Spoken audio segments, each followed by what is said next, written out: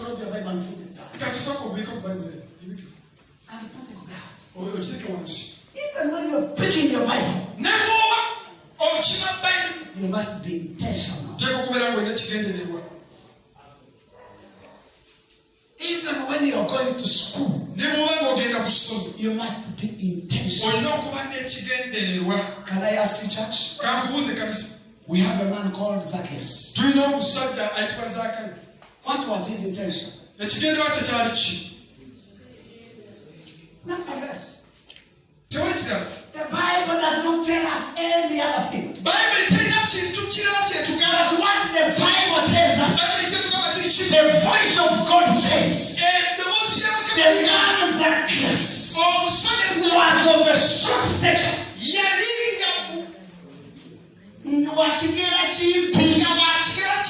And he demanded, he desired to see Jesus. The intention gave him a solution,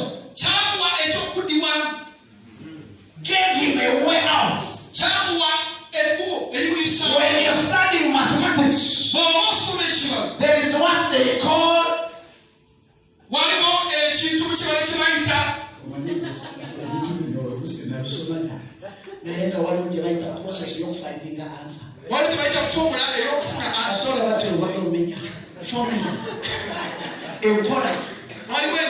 somebody say hallelujah. When you are going to Mbara, you look for transport equivalent to the fare. You are intentional on the journey. You know how much you want to spend on the journey, which is not a bus fare. You know what you can give when you reach. You know how much clothes you need because of how many days you're going to spend. You know what to put on because of the weather.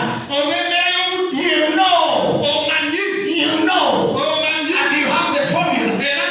You know what time you have to reach at the bus stop or at the taxi park.